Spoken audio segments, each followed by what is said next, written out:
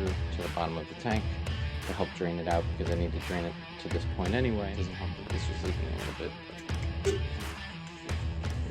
but and people start using things, the pressure it's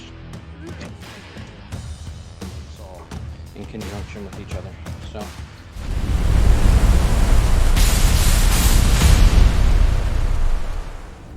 good morning. It is James from Pipe Doctor Home Services, and it is Monday morning. A beautiful day out, and a beautiful week ahead of us. Hopefully, I think it's supposed to be nice. I am just leaving Rockville Center. It is currently almost 9 o'clock in the morning, and I was at the client's home where I just replaced the shower body in the previous video. I went back to replace the domestic expansion tank. Shut up, Siri. And his temperature and pressure safety relief valve on his indirect water heater. This is stuff that I noticed had failed during our previous visit. I sent him an estimate, he approved it, I went back and took care of it today. So check out the video, let me know what you guys think, and I'll touch base with you at the end. Thank you. A failed domestic expansion tank.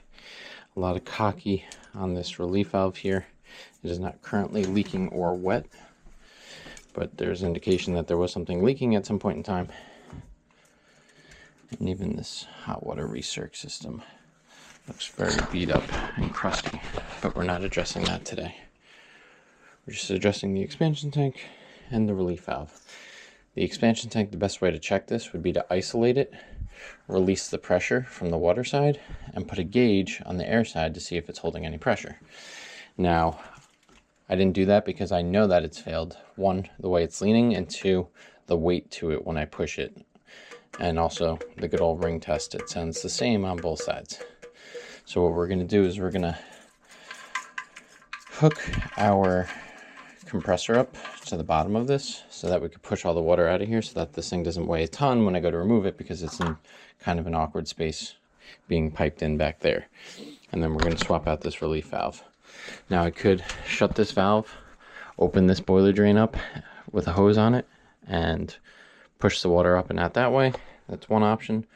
Or two is I shut the feed coming in, leave that boiler drain alone, hook my compressor up, and push the water up and through to the bottom of the tank to help drain it out, because I need to drain it to this point anyway to replace this. So let me get that set up first. Any of that, the most important step is checking your incoming street pressure in the home. So what we could do is shut this water filter real quick so that we have nothing flowing inside the home. And it's pretty weak. It's only like around 45 pounds. Pretty low. It doesn't help that this was leaking a little bit, but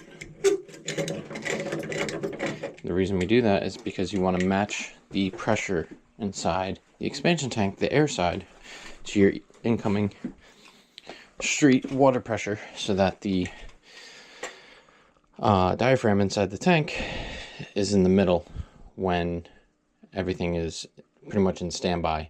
And then when the indirect kicks on and starts heating up, then your diaphragm is going to get pushed down.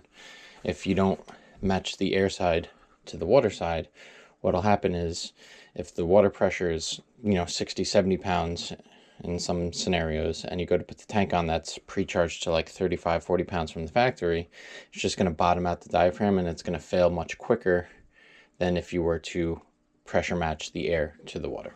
So, all right, now let me get everything set. See, we have this pushing air through, and now we have water coming out.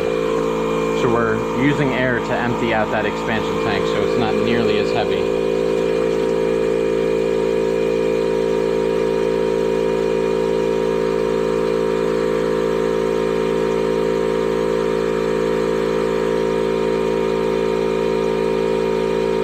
Now in this situation, we're going to shut the compressor off and shut the boiler drain once my bucket gets full, because we're just going to keep pushing water down out of the tank. There's some scenarios where air starts coming out and the tank is empty, but the way it's piped in, that's not going to be our indication. So we'll do 2 buckets. That should hopefully tell us then that the expansion tank is empty. It's almost empty right now.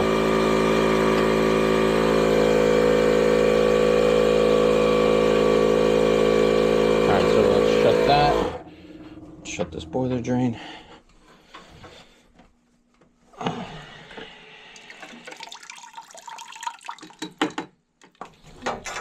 Leave that right there. Let's take this over this way.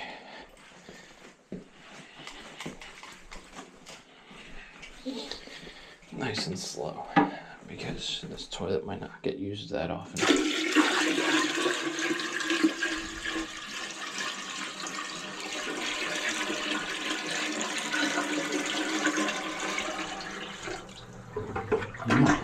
There's an ejector pump. It's good to see that it works. Okay, so we'll do one more bucket's worth. I'm just going to raise this pressure up to like 40 pounds.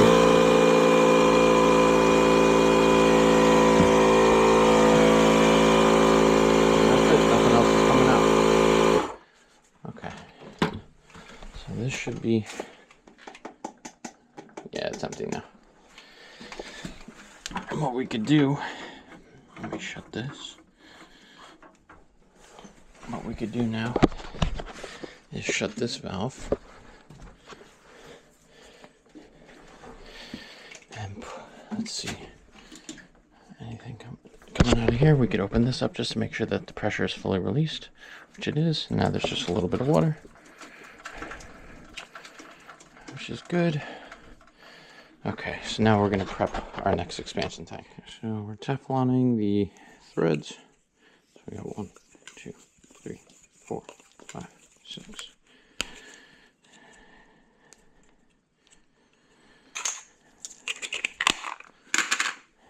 I also like to just put a little dope. This is preference, not requirement. And then what we're going to do is set this down and take the cover off of our Schrader cap there. And let's disconnect our gauge from here. So we're going to set this to what we had in street pressure earlier, which is about 45.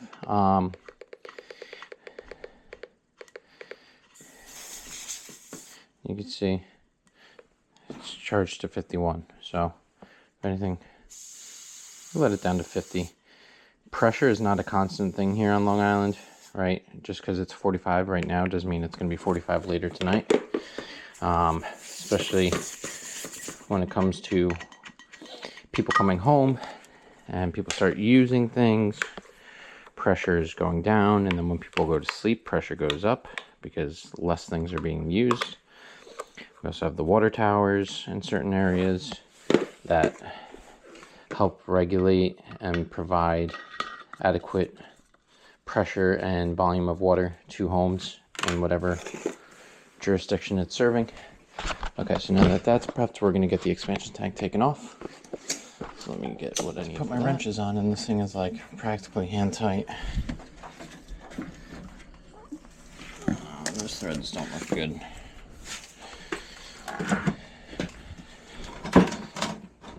They're almost like non-existent. Huh. That's interesting. I don't like that. Oh yeah, this is like completely plugged up. Alright, hold on. Because I want to show you guys this. Let's take that T off and verify that it's okay. Give me one second. I would expect to see something like this if it was like a galvanized elbow or T. You know, some people do that. Holy crap, look at that. That's crazy. Say cheese. Cheese. Okay. Wow. I don't even know what that is.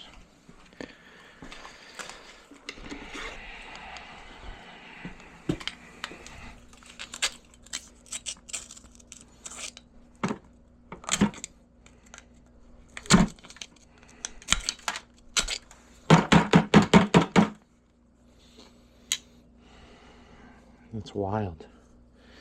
That type of buildup on a brass tee. The threads seem okay.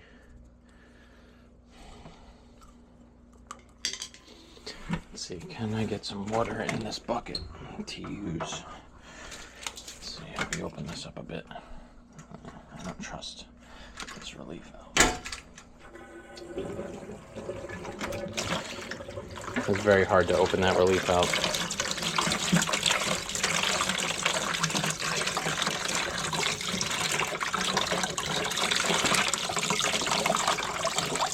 It's like rock solid, whatever's stuck in there.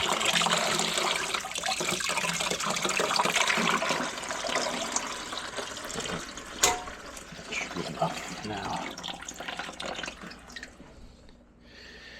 Very interesting.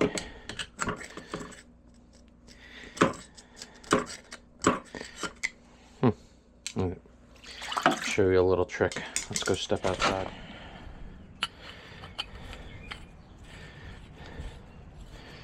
Okay, so the threads leading up inside the tee are fine. The threads on that expansion tank looked very iffy.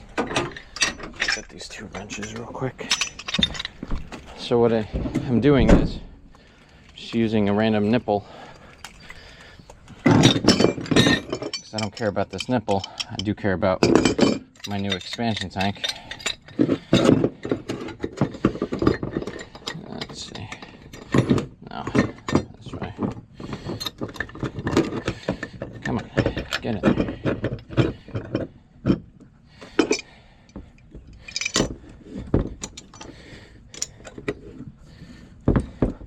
So I'm using this nipple to clear some of that crap out of this tee. Okay, let's go the other way. Make you loose.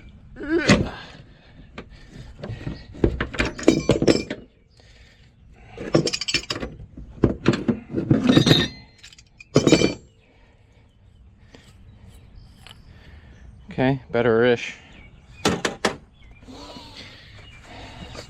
Pepitals. Very interesting.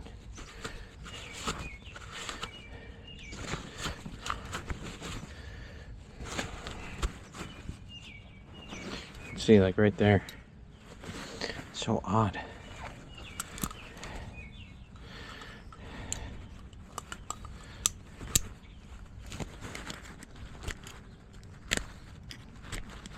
It's like a buildup of dirt and crap. Okay, it's better. Just a visual inspection on the threads, make sure nothing looks horrible. Put a little extra dope on the male threads of the expansion tank. Alright, so I feel comfortable now using this.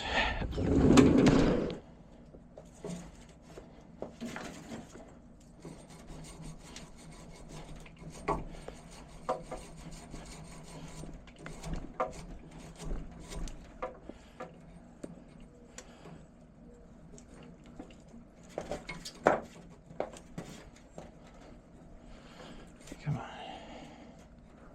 Okay. Put you back.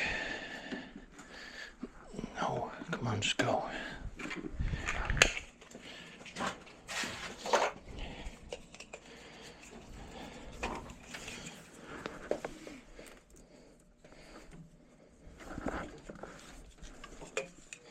So the issue is that why that tee was so badly gunked up like that. And this is like the same principle for like relief valves on water heaters too. Well, in this case, this one's different. But like on a traditional gas-fired or electric water heater, your issue is that you don't really have water flow through this part of your system, right?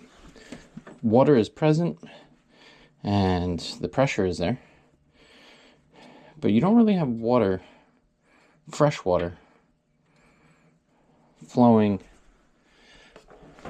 through this area, right? Because you have your expansion tank, which I consider to be a dead end, just like a traditional relief valve would be. So even though water comes in through here and goes to the expansion tank, it's not moving, right? So that lack of movement causes the same water to pretty much always be sitting in the line, which can then get all gunky and crusty like what we just saw. But I'm glad I checked it, because had I not cleaned that out, it would have just plugged up worse eventually, and then we would have lost pressure to our expansion tank, which would cause our relief valve to possibly fail prematurely. And that sucks. I don't want things failing prematurely. Things are going to fail. It's plumbing. It's inevitable. But prematurely? No.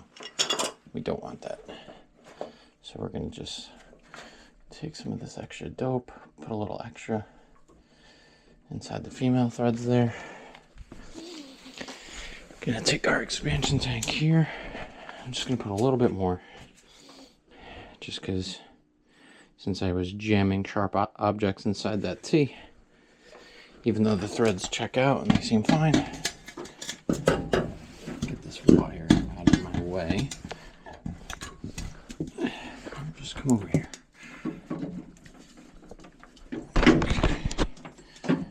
Come on. There we go. Perfect.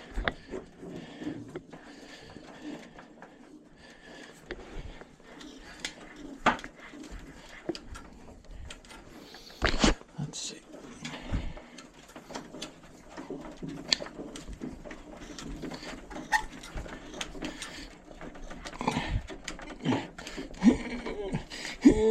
Okay. You don't have to wrench down the expansion tank. I mean, you can, right? I could do one more full rotation, but then when I come back, because it would be me, to replace this, it'll suck. So we got that done. We're going to take some water now out of the water heater to change out this relief valve, clean this up a bit, and then we're good to go. So this is our Cash Acme TMP, temperature and pressure relief valve, set for 210 degrees, and it's usually 150 psi. Yes. This one's a little bit of a longer shank, because usually we're going into the water heater, but it's still okay. The shank just about reaches the inside of the tank, or the probe.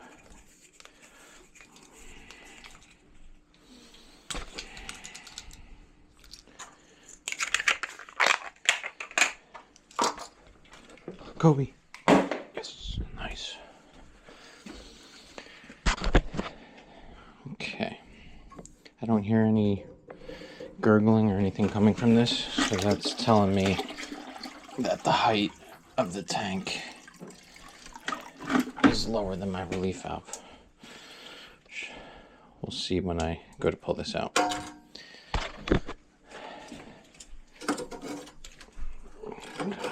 Look at that. Look how crusty that is. I don't want anything to break, so just hold back on this. Am I getting a good hold back? Yeah.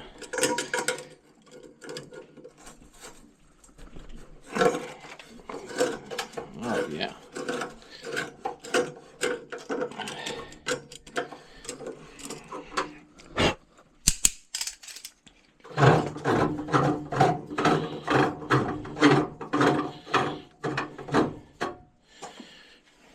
Yeah, that looks like poo. Alright, so that's step one. Let's see.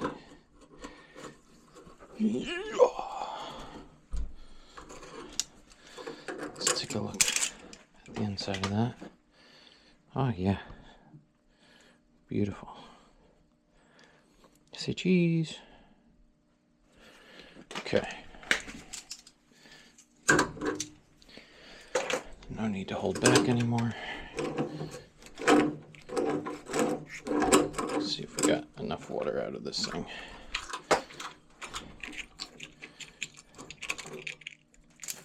Almost. All right.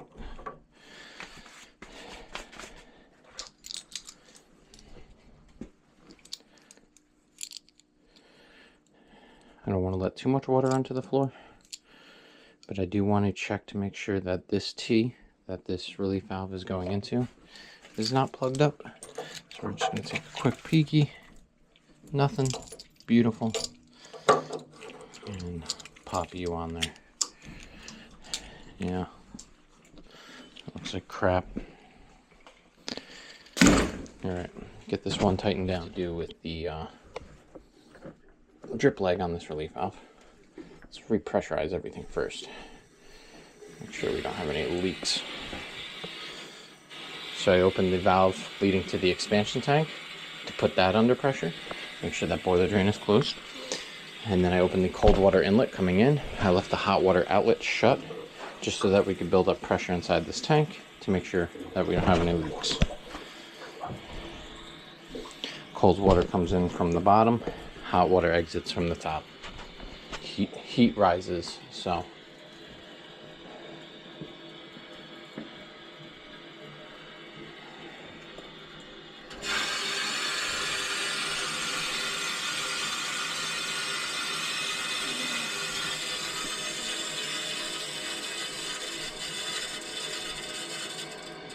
all right. And then we'll purge the air from the tank. Feel good about that. Open up the hot side. And luckily nobody ran anything, so there wasn't a pressure differential. But we will run this. Or we won't. This must not be in use. Why? Oh. Because there is no hot water at this sink. Okay, so I got the air purged out. Now, I would have elected to put a new drip leg on because it's crusty and it's also not within code or standard operating procedures in terms of the length on it. It's not long enough. Should be within 6 inches of the floor. But I get it, money is money. So cleaned it up as best as I could and re-Tefloned it. Just a couple swipes of Teflon on that. Alright, so we've done all of this. And we just have a couple more finishing touches and we'll be on our way. Some finishing touches. Stuff like this helps make you stand out against the other guys. So first things first, I like to put a label on the expansion tank that the date it was replaced and the pressure it was pumped up to. Where are you? Okay. Yes, you could just write it with a Sharpie and that's fine, but it just looks a little bit better like this. And then we do valve tags. So I'm going to put a tag on the cold water. I'm going to put a tag on the hot water. And this is the thing too, is that I do this every day, and I'm sure a bunch of my viewers work in some sort of trade, so it's easy for us to just walk in and see what things are, but to a homeowner they just see a bunch of handles. So I put one on the gas for the boiler, and then we're going to put one, let's see, where are you, up here, if I can get this for you guys, is our boiler feed, which is kind of nice that they put it over here because that makes it easier to just shut it instead of trying to go behind there. Okay.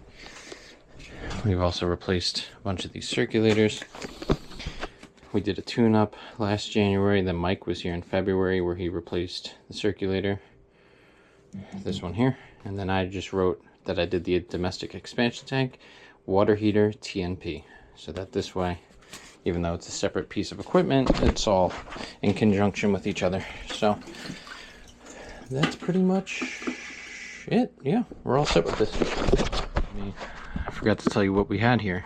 We had a Superstore Ultra, a model SSU-45, manufactured in, where was it, 2010. So 16 years old, which, you know, yes, it's at the end of its life expectancy. Indirects typically last a bit longer than a gas-fired or an electric, but little tiny stuff like this can help prolong the life of it. But yes, at some point in time they should consider replacing it, especially since they have a finished basement.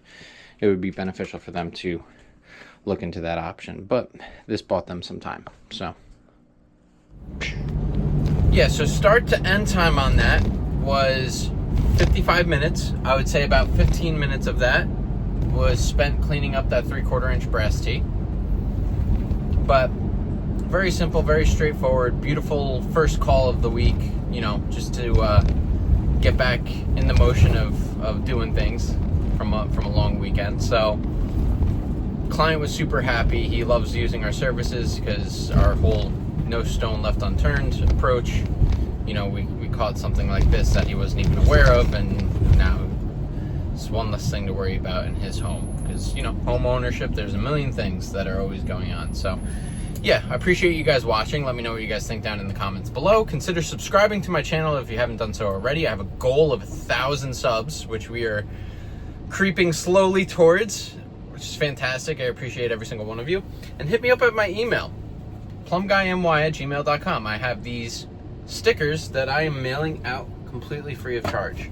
Just shoot me an email with your name and your address, and I will ship a sticker out to you at no cost. So, all right, guys, I got a lot more going on today. I have 2 more service calls. I need to stop at a supply house and pick up some piping for a big job that I have going on tomorrow.